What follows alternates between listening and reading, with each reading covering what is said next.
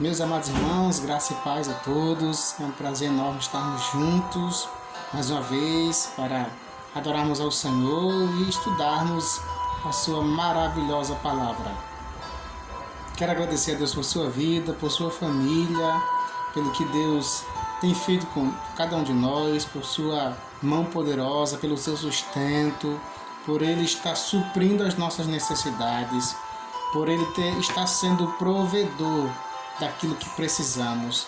E esse é o momento que Deus está nos concedendo para estarmos juntos, meditando na sua palavra. Eu gostaria de convidá-los para um momento de oração e em seguida meditarmos um pouquinho na palavra do Senhor. Pai amado e poderoso, estamos diante de Ti nesse instante e nós queremos Te agradecer, Senhor, por tudo o que o Senhor tem feito nas nossas vidas. Te agradecemos pelo pão nosso de cada dia, te agradecemos pelo fôlego de vida, pelas vitórias, pelas conquistas, pelas bênçãos. Te agradecemos pelas experiências que temos recebido através das lutas também, Senhor. Pai, eu te agradeço pela vida de todos os irmãos e amigos que estarão nos acompanhando, estarão vendo esse vídeo, tanto pelo Facebook como pelo YouTube. Ajuda, abençoa, tem misericórdia de cada um, Senhor. Pai, se porventura essa pessoa está enferma, aflita, abatida, tem misericórdia. Estende as tuas mãos, cura, Senhor. Recupera a saúde, Pai. Dá ânimo, dá força para essa pessoa, Senhor. Livra-as, Pai. Livra de todo o mal, Senhor. Guarda a sua família, os seus filhos. Deus, que aonde quer que essa pessoa chegue, ó Deus, seja protegida por Tua mão poderosa, Senhor. Pois a Tua palavra diz: o anjo do Senhor acampa-se ao redor dos que o temem e os livra. Pai, assim eu oro e creio na Tua provisão, no Teu amor, no Teu cuidado. No nome de Jesus. Amém. Meus amados, eu gostaria de convidá-los para um momento de meditação na palavra do Senhor. Nas Sagradas Escrituras, se você puder, pega a Bíblia, acompanhe a leitura. Pegue Mateus, Evangelho de Jesus, capítulo 16. Evangelho de Jesus segundo Mateus, capítulo 16, a partir do versículo 1. Pegue a sua Bíblia, acompanhe. Se você puder, dá um pause aí no vídeo e acompanhe a leitura. Vamos meditar na palavra do Senhor. Chegando-se os fariseus e saduceus para o tentarem, pediram-lhe que lhes mostrasse algum sinal do céu.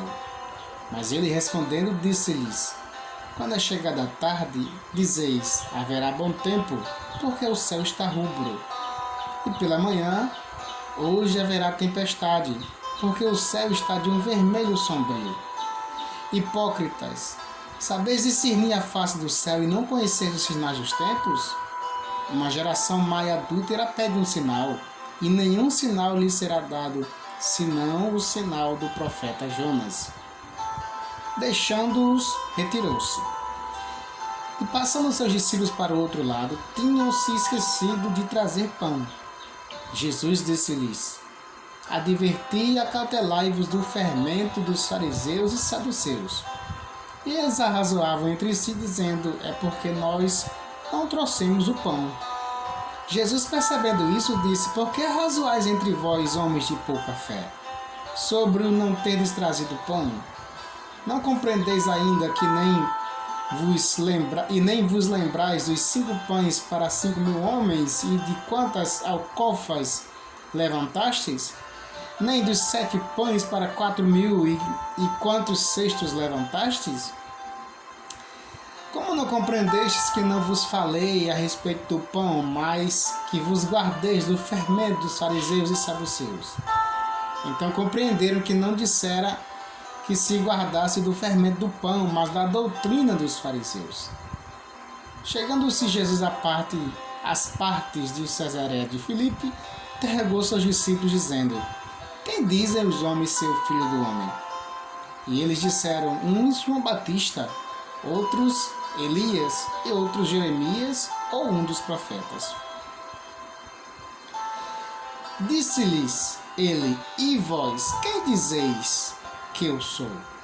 E Simão Pedro respondendo disse, tu és o Cristo, o Filho do Deus vivo. E Jesus respondendo disse-lhe, bem-aventurado és tu, Simão Bar-Jonas, porque tu não revelou a carne ou o sangue, mas meu Pai que está nos céus.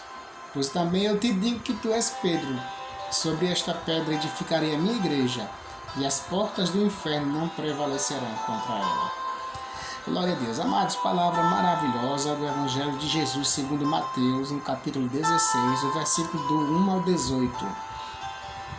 Queridos, eu gostaria de pensar com vocês sobre o comportamento da igreja nos tempos em que estamos vivendo, os dias atuais. Como ela tem se comportado, se ela tem sido realmente igreja no que diz respeito ao ministério, à função, à sua devoção a Deus e ao seu serviço à comunidade. Eu gostaria de pensar com vocês sobre isso e eu trouxe essa parte das Escrituras porque eu encontro nelas algumas afirmações que é importante para nós, como igreja, estarmos alicerçados nessa base. Primeiro de tudo, você já parou para pensar no que a igreja se tornou nos últimos tempos? Você já parou para pensar no que ela se transformou na longa jornada em que ela está trilhando? Será que a igreja de hoje ela é a mesma de alguns anos atrás, os nossos pais, os nossos avós? O que mudou? O que ficou para trás? O que fez com que essa igreja ela perdesse um pouco da sua essência?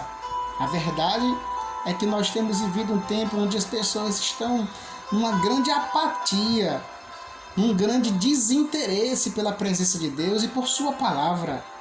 Quantas pessoas não têm mais o mesmo temor, o mesmo respeito, a mesma reverência com a palavra do Senhor?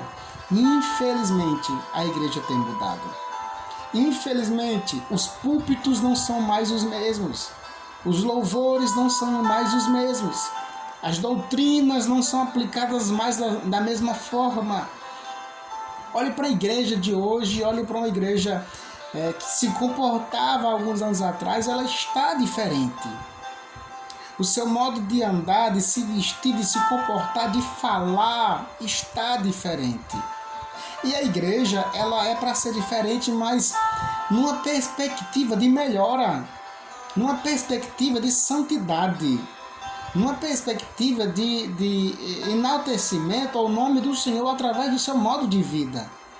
Quando isso se torna retrógrado, quando isso torna-se um comportamento em que piora ao invés de melhorar, nós temos que chamar atenção.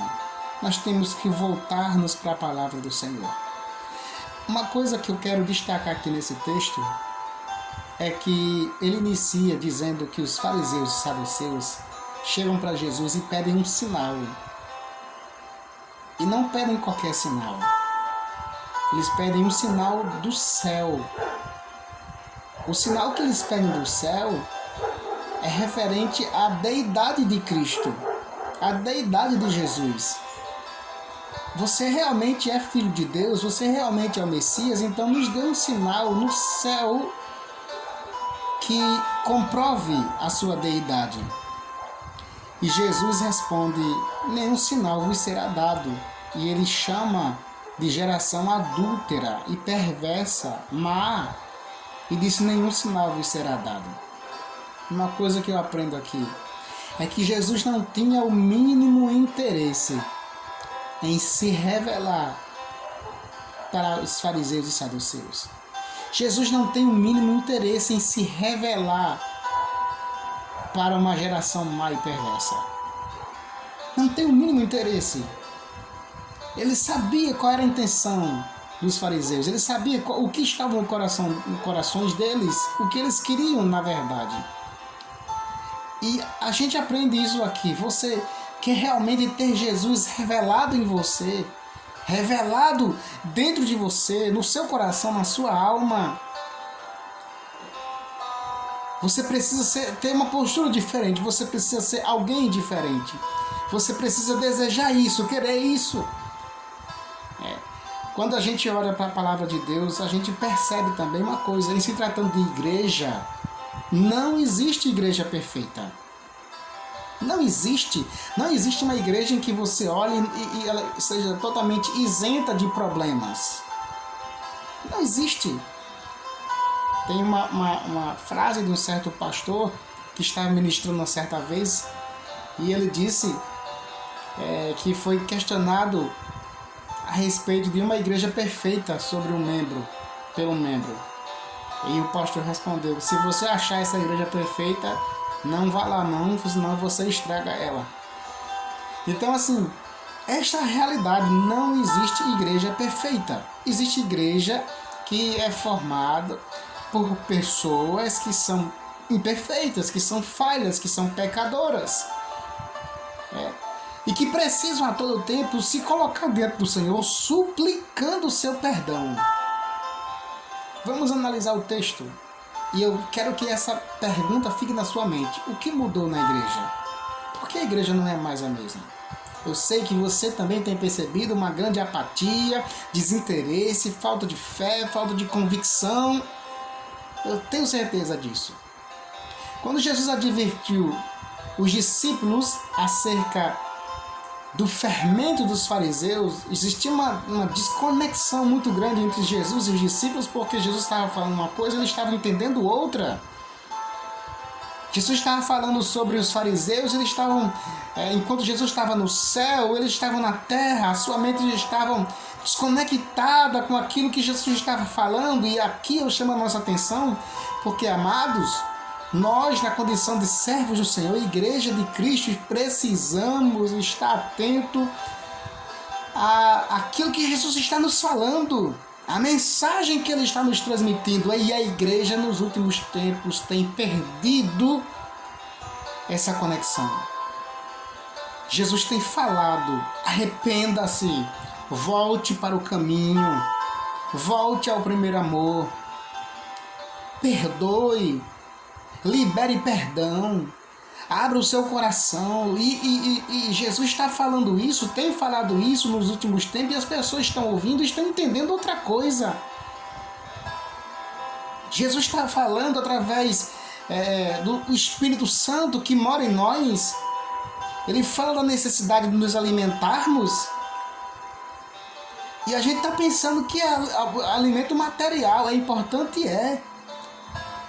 mas Jesus está falando do alimento espiritual, daquilo que nutre nosso espírito e nos deixa preparados para um encontro nupcial, para um encontro com Ele, pois somos a sua noiva. Então, esta é a realidade. Nos últimos tempos, Jesus está falando sobre algo e a igreja tem entendido outra coisa totalmente diferente. É por isso que Jesus tem falado, através do seu Espírito, grandemente em muitas igrejas. Talvez você que está me assistindo agora sabe disso, que o Senhor falou, alertou. E talvez na sua igreja vocês também tenham visto exemplo de um desinteresse muito grande, uma canseira espiritual muito grande. Jesus disse: tenha cuidado com o fermento dos fariseus. E os discípulos estavam pensando que era o fermento do pão, porque eles tinham esquecido de levar pão. Jesus disse: eu não estou falando disso. Não estou falando disso. É uma desconexão muito grande. É uma falta de ligação com aquilo que está sendo dito pela boca do próprio Deus. Amados, me faz lembrar de um encontro de Jesus também conversando com seus discípulos no capítulo 12 do Evangelho de Lucas. E no meio de uma conversa, de uma palavra de Jesus, chega um homem e fala assim: mestre, manda que meu irmão reparta a herança comigo. E Jesus disse: quem foi que me constituiu repartidor de bens entre vocês? Ou seja, você não está vendo o que está acontecendo?